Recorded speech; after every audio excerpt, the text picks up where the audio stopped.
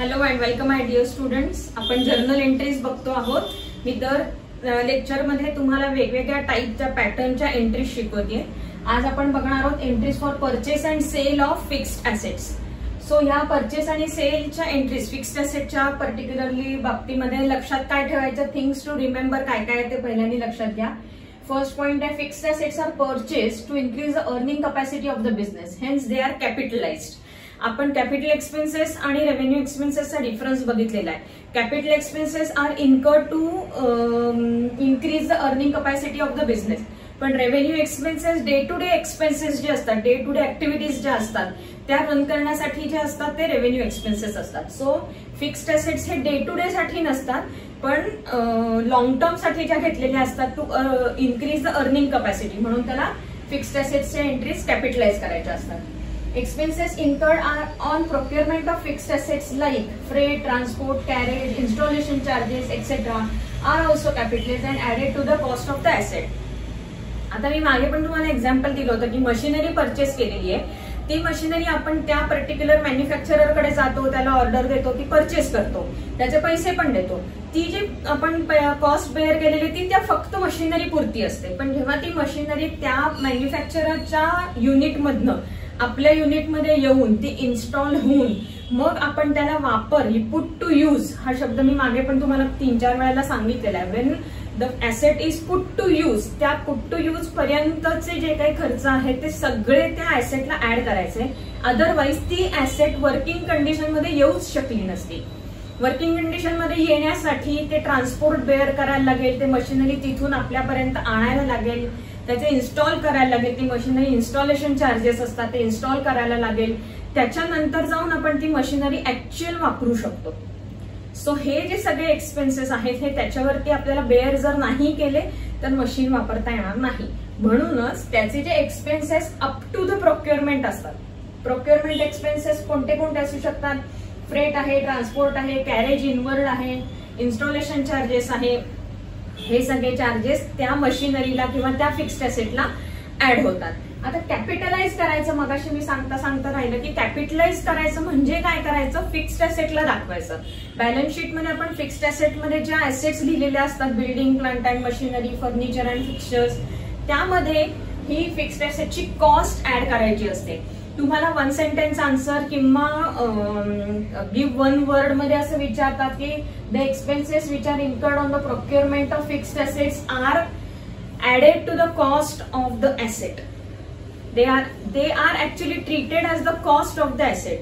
त्याच्यामुळे ओरिजिनली जर 1 लाख रुपयाचं मशिनरी तुम्ही घेतलेली आहे, त्याच्यावरती 5,000 रुपये ट्रान्सपोर्ट आहे, इन्स्टॉलेशन चार्जेस 2,500 रुपये आहेत. सो फायनली त्या मशिनरीची कॉस्ट किती पडली, 1,07,500. ओके, मशिनरीची कॉस्ट 1 लाख आहे, 5,000 प्लस 2,500 त्याचे प्रोक्युअरमेंट चार्जेस आहेत, म्हणून ते कॅपिटलाइज करायचे. Expenses incurred on the construction of building. आता बिल्डिंग जी आहे ही सुद्धा फिक्स्ड ॲसेटच आहे.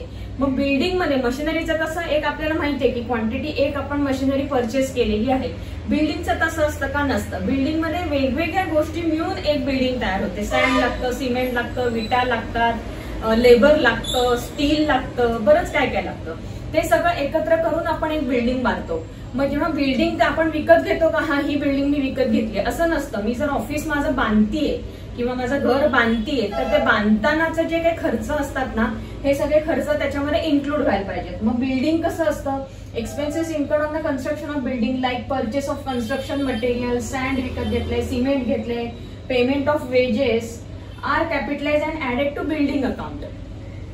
सो बिल्डिंग अकाउंट डेव्हलप होत जातं. एकच क्वांटिटी एकाच दिवशी बिल्डिंग विकत घेतली असं होत नाही. Over a period of time जोपर्यंत त्याचं कम्प्लिशन होत नाही तोपर्यंत बिल्डिंग हे अकाउंट डेव्हलप होत जातं. काही काही वेळेला आता तुम्हाला ते समजणार नाही मी काय सांगते, त्याला वर्क इन प्रोग्रेस म्हणतात. की बिल्डिंग किंवा कुठलीही ॲसेट जोपर्यंत अंडर कन्स्ट्रक्शन आहे किंवा अंडर प्रोसेस आहे, वर्क इन प्रोसेस आहे, अजून ती पुट टू यूजच्या लेवलला आलेली नाहीये, त्याला WIP ऑफ फिक्स्ड ॲसेट्स म्हणतात किंवा WIP ऑफ ॲसेट्स म्हणतात. ही आपल्याला दाखवताना ॲसेट्स मध्येच दाखवतात, पण सेपरेटली दाखवतात. अजून तुम्हाला ते नाहीये, नाही कन्सिडर केलं किंवा लक्षात नाही ठेवलं तरी चालणार आहे. सो हे बिल्डिंग अकाउंट झालं. आता फिक्स्ड ॲसेट जेव्हा आपण सेल करतो, ह्या सगळ्या परचेसशी रिलेटेड झाल्या. आता आपण जेव्हा फिक्स्ड ॲसेट सेल करतो तेव्हा काय करायचं असतं, फिक्स्ड ऍसेट सेल करताना लक्षात घ्या की तुमची इथे बॅलन्स शीट आहे असं अज्युम करा, बॅलन्स शीट मध्ये फिक्स्ड ऍसेट्स तुमच्या दिसत आहेत. तर फिक्स्ड ऍसेट मध्ये बिल्डिंग आहे किंवा मशिनरी आहे, फर्निचर आहे. तर समजा ओल्ड फर्निचर आपण सेल केलं, आपल्याकडे ओल्ड फर्निचर होतं, त्याची बुक व्हॅल्यू इथे बॅलन्स शीट आहे तुमची. बॅलन्स शीट मध्ये इथे लायबिलिटीज असतात, इथे ऍसेट्स असतात. ही बॅलन्स शीट आहे, इथे तुमची फर्निचर दिसतंय. आता ओल्ड फर्निचरची व्हॅल्यू समजा तुम्ही 5700 अशी दाखवली आहे, याला बुक व्हॅल्यू म्हणतात. बुक व्हॅल्यू या शब्दाचा अर्थ आपल्या बुक्स ऑफ अकाउंट्स मध्ये म्हणजेच बॅलन्स शीट मध्ये जी व्हॅल्यू दिसतीये ती, त्याला म्हणायचं बुक व्हॅल्यू. बुक व्हॅल्यू ही कॉस्ट लेस डेप्रिसिएशन असते. सो ह्याची ओरिजिनल कॉस्ट काहीही असेल, आता डेप्रिसिएट होऊन इतक्या वर्षानंतर त्या फर्निचरची व्हॅल्यू किंवा बुक व्हॅल्यू आता किती उरली आहे 5700. आता आपण हे ओल्ड फर्निचर सेल करू शकतो. सो 5700चं फर्निचर सेल करायचे दोन टाईप आहेत, एक तर ते 6000 ला सेल केलं जाईल किंवा 5500 ला सेल केलं जाईल. ऑब्व्हियसली लॉजिकली तुम्हाला हे कळते की 5700 बुक व्हॅल्यू जर 6000 ला विकत घेतली तर 6000 मायनस 5700 300 रुपीज आपल्याला प्रॉफिट झालंय. हेच जर 5700 ची व्हॅल्यू 5500 ला विकत गेली तर मायनस 200 आपल्याला लॉस झालेला आहे. कळतंय? सो प्रॉफिट झालं तर ट्रीटमेंट काय द्यायची, लॉस झाला तर ट्रीटमेंट काय द्यायची, हे दोन्ही सांगते मी तुम्हाला. सो तुम्हाला जर्नल एंट्री करायची असते. जर्नल एंट्रीमध्ये मी तुम्हाला सांगितलं जेव्हा assets are increase they are debited. Modern approach आठवते का तुम्हाला? When the assets are increase they are debited. जर ओल्ड अप्रोच क्लासिकल अप्रोच मधनं जर तुम्ही गेला तर whatever comes in is debited, whatever goes out is credited. इथे furniture is going out, so furniture is credited. फर्निचरला credit द्यायचं आहे किती? 5700. सो क्रेडिट नेहमी बुक व्हॅल्यूला द्यायचं. Fixed assets at book value credit. Whenever the fixed assets are sold, credit कोणाला द्यायचं? Fixed assets at book value. ते फिक्स बदलणार नाही. आता बुक व्हॅल्यूला क्रेडिट दिल्यानंतर तुम्ही जर सेम बुक व्हॅल्यूलाच विकलं, म्हणजे ह्याच्यातला तिसरा टाईप काय आहे, 5700 लाच तुम्ही विकलं तर प्रॉफिट झाला, लॉस झाला? काहीच नाही झालं. No profit no loss. मग जर क्रेडिट फिक्स्ड असेटला दिले तर डेबिट कॅशला देऊन मोकळवायचं. जेवढी बुक व्हॅल्यू होती तेवढीच कॅश मिळाली. ओके, हे झालं फर्स्ट. सेकंड, जर loss on sale of asset असेल म्हणजे ही कंडिशन. 5700 ला आपण क्रेडिट दिलंय, लॉस झाला म्हणजे काय? 5500 रुपयेच फक्त मिळाले. कॅश किती कमी झालेली आहे? 5500 cash is coming in. So debit कितीला आहे? 5500. क्रेडिट आहे 5700. मग डेबिट इक्वल्स क्रेडिट व्हायला पाहिजे. डिफरन्स कुठे पडला? डेबिटला शॉर्टेज आहे. सो लॉस आहे, डेबिटला 200 रुपीज एंट्री करायची आहे. कळलं? म्हणजे डेबिट इक्वल्स क्रेडिट.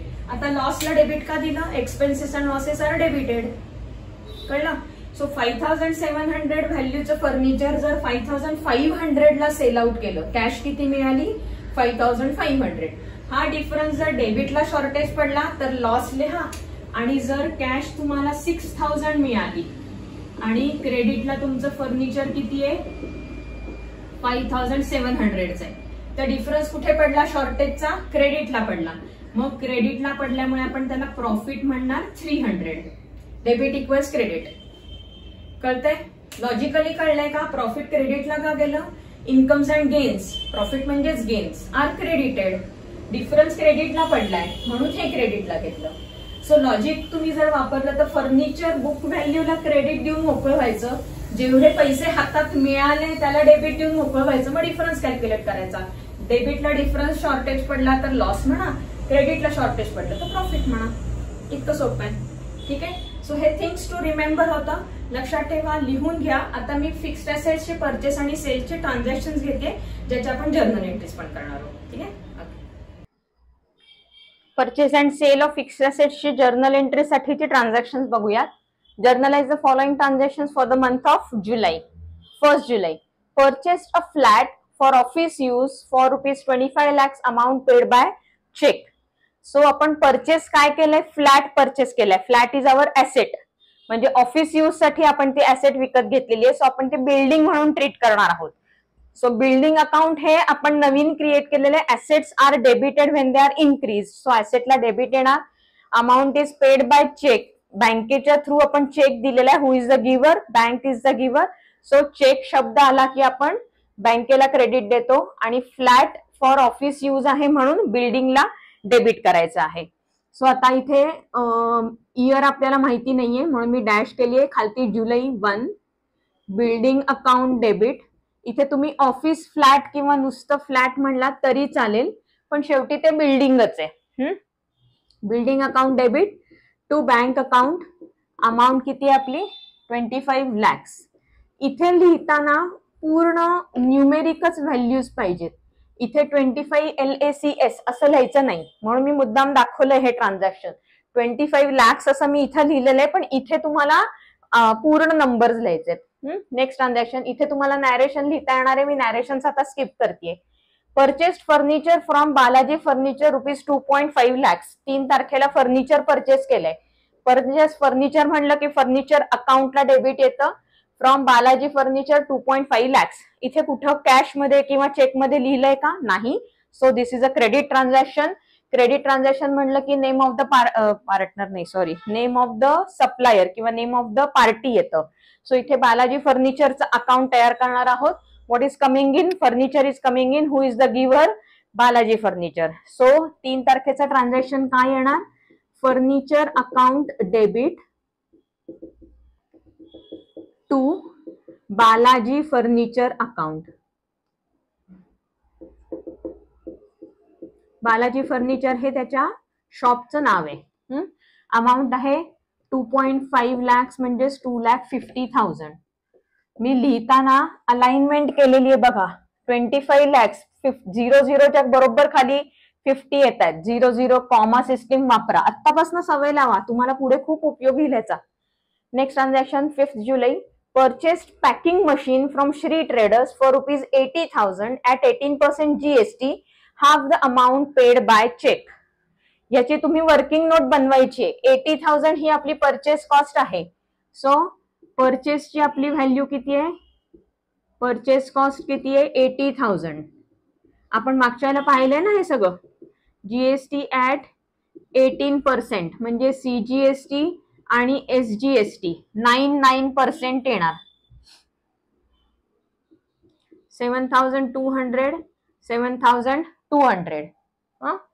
सो ही टोटल किती येईल? ह्यांची ऍडिशन केल्यानंतर 94,400. ह्याला आपण म्हणतो इनवॉइस व्हॅल्यू. आता half of the amount paid by cheque. ही जी इनवॉइस व्हॅल्यू आहे त्यातलं चेकनी पे केलेलं आहे, याचा अर्थ ते कॅश ट्रान्झॅक्शन आहे. आणि क्रेडिट ट्रान्झॅक्शन किती आहे? Half cash half credit. So 47,200 इच अमाऊंट. आता हे कॅश म्हणजे बँकेतनं चेक दिलाय. सो इथे आपण बँक अकाउंट तयार करणार आहोत. ही 47,200 ही जी अमाऊंट आहे ही क्रेडिट ट्रान्झॅक्शन आहे, ही तसंच ठेवायचंय, नंतर कधीतरी सेटल होईल ते. सो जेव्हा क्रेडिट ट्रान्झॅक्शन असतं, ऑलरेडी आपण बालाजी फर्निचरला क्रेडिट दिलेलं आहे. सो ह्याचं आपण काहीच करणार नाही आहोत. ज्याची कॅश मिळालेली आहे, half the amount is received in cash किंवा paid in cash. Sorry Balaji furniture नाही, श्री ट्रेडर्स. सो श्री ट्रेडर्सचं अकाउंट आपल्याला क्रिएट करावं लागेल या क्रेडिटसाठी. सो क्रेडिट जे ट्रान्झॅक्शन आहे ते श्री ट्रेडर्स या नावाने जाणार, नेम ऑफ द पार्टी. आणि कॅश ट्रान्झॅक्शन चेक दिलेला आहे म्हणून बँक अकाउंटच्या थ्रू जाणार आहे. ठीक आहे. हे आधी वर्किंग नोट मध्ये तुम्ही लिहून घ्या. हे लिहून झाल्यानंतर मी तुम्हाला आता एंट्री दाखवते.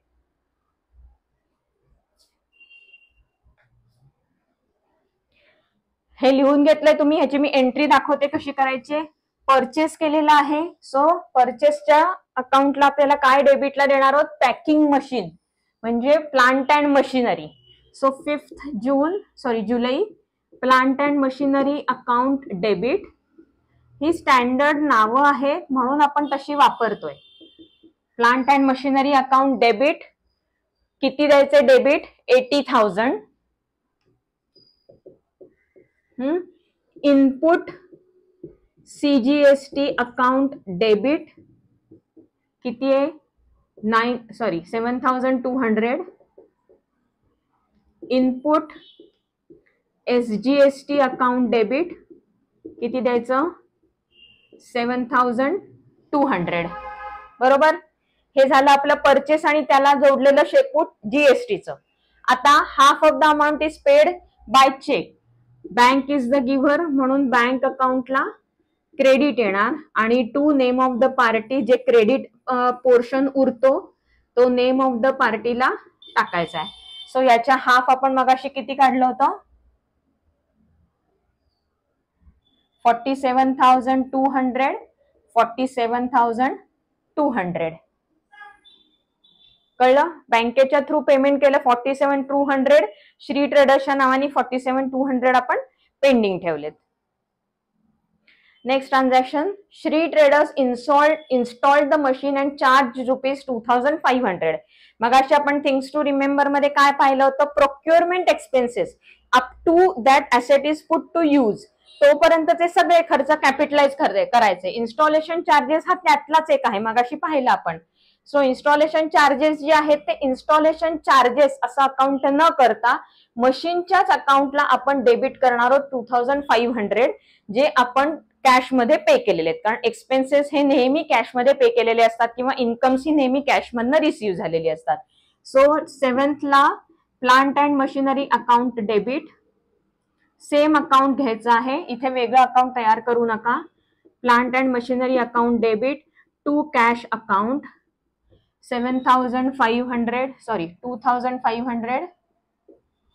2,500 installation charges being installation charges for machinery paid to Shri traders. कळतंय. नॅरेशन तुमचं तुम्ही लिहा. नेक्स्ट ट्रान्झॅक्शन बघूयात.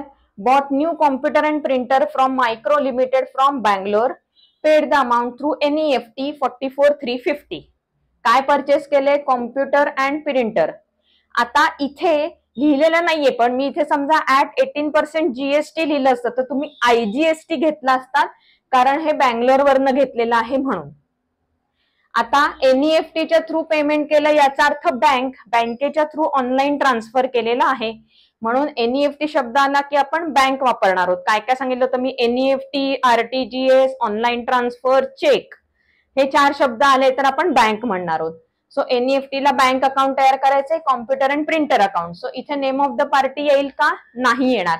जर हे खालचं वाक्य दिलं नसतं तर आपण ते क्रेडिट ट्रान्झॅक्शन म्हणून ट्रीट केलं असतं आणि मग आपण मायक्रो लिमिटेडचं अकाउंट केलं असतं. आता what is coming in computer and printer cheque 44,350. Date आहे 9th. So computer and printer account debit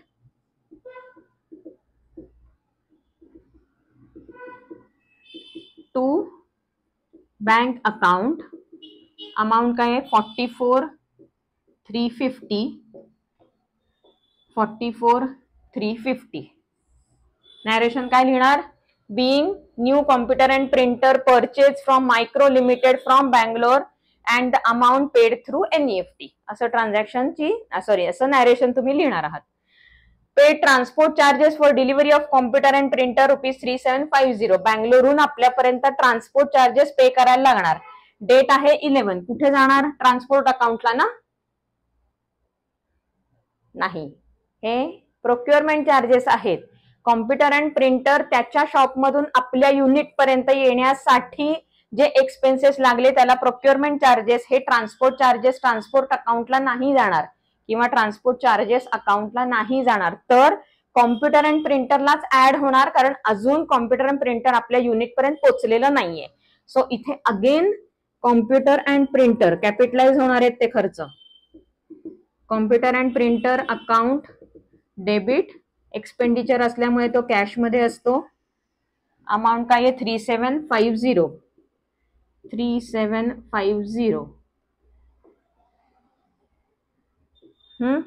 narration येत आहे तुम्हाला कळतंय. Next transaction constructed and extended shed outside in the open area. आपण जे ऑफिस परचेस केलेलं आहे ना त्याच्या बाहेरच्या बाजूला ओपन एरिया होता तिथे आपण एक एक्सटेंडेड शेड बांधलेली आहे. For this purchase bricks cement for ₹55,000 and sand ₹15,500. All amounts paid in cash. ती जी एक्सटेंडेड शेड बांधायची होती, त्याला एक भिंत बांधली, शेड बांधली, बाकीचं मटेरियल जे काय लागलं ते घेतलं.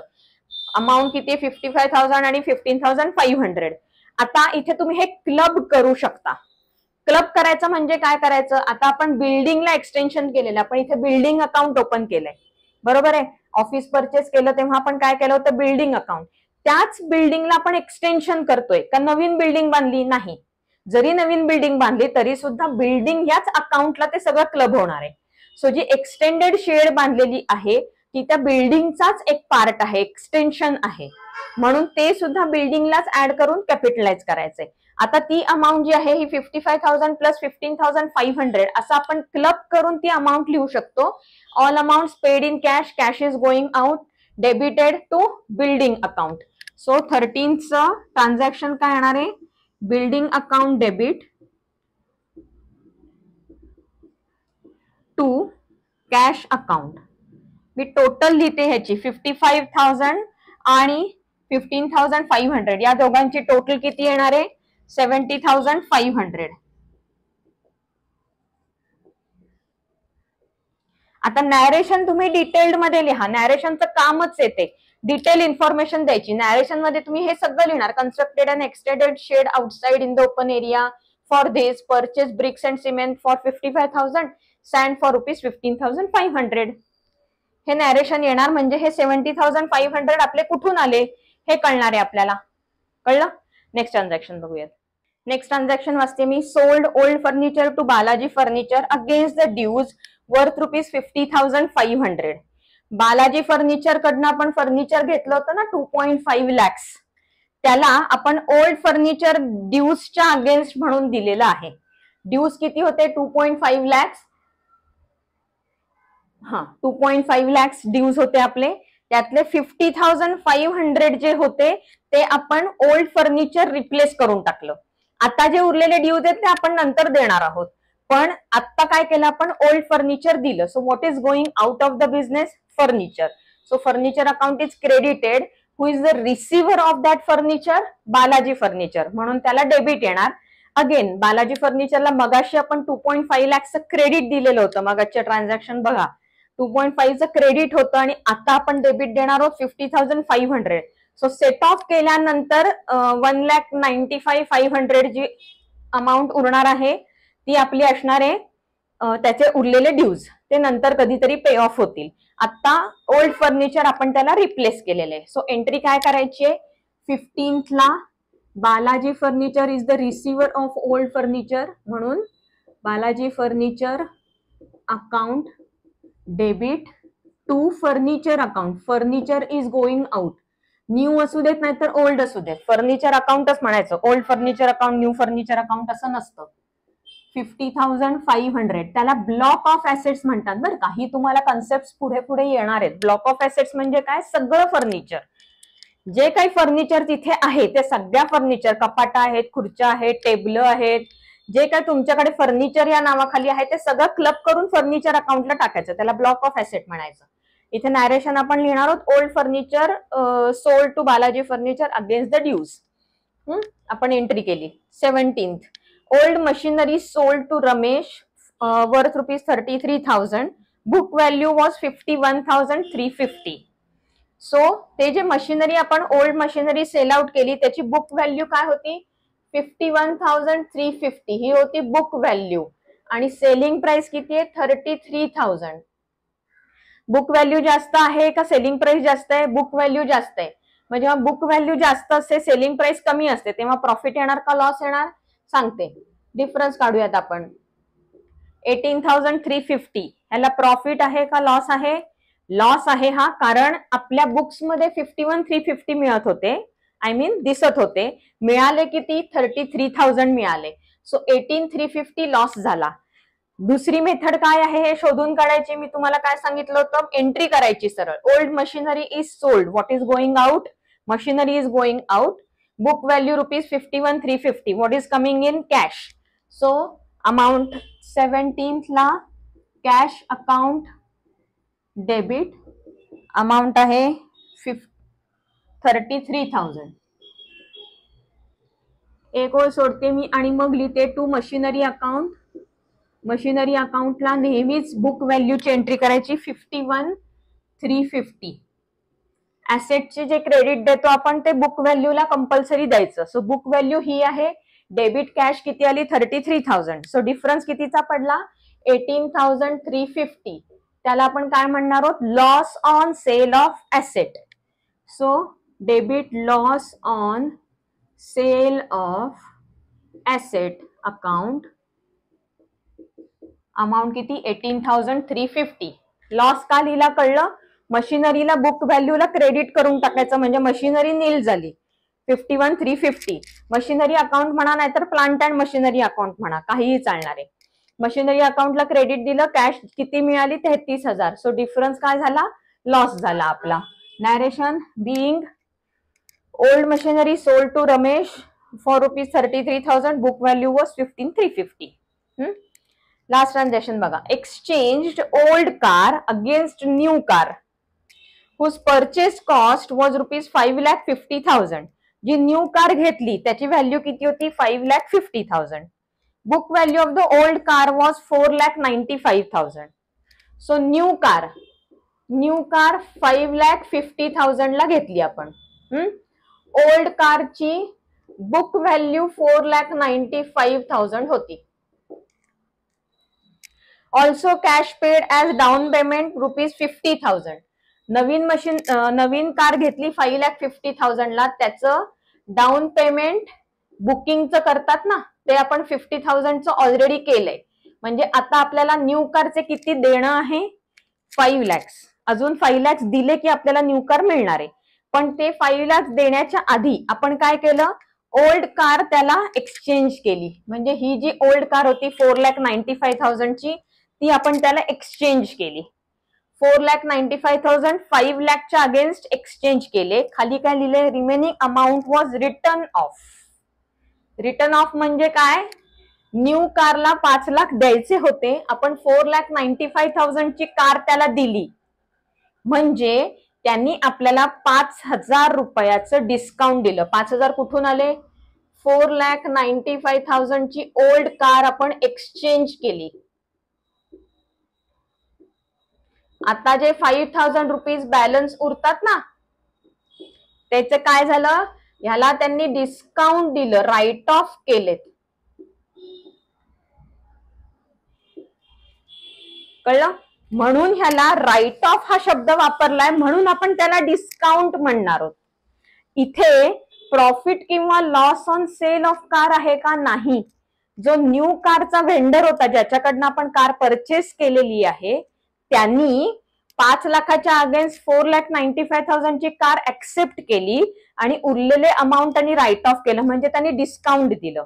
हे कुणी दिलंय ज्यांनी सेल केली कार तो व्हेंडर तो सप्लायर त्यांनी आपल्याला डिस्काउंट दिलं. मग ह्याला profit on sale of car किंवा loss on sale of car म्हणायचं का नाही. बुक व्हॅल्यूला सेल झाली. जेवढी बुक व्हॅल्यू होती तेवढीच बुक व्हॅल्यू सेल झाली.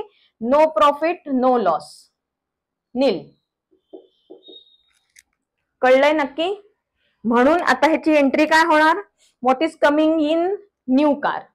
न्यू कारला डेबिट म्हणजेच कार अकाउंटला डेबिट किंवा व्हेइकल अकाउंटला डेबिट. क्रेडिट कोणाला जाणार 50,000 कॅशला. 4,95,000 old car is going out म्हणून त्याला सुद्धा क्रेडिट.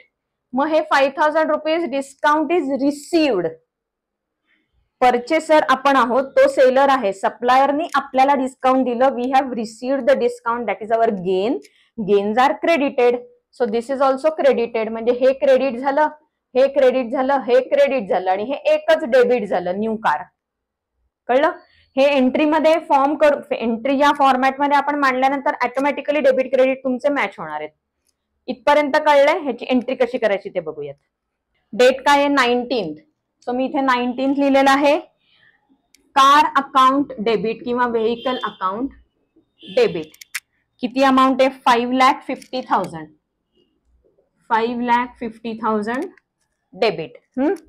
आपण त्याच्या अगेन्स्ट कॅश किती पे केली. Cash is going out so cash account is credited. 50,000 आपण कॅश पे केली.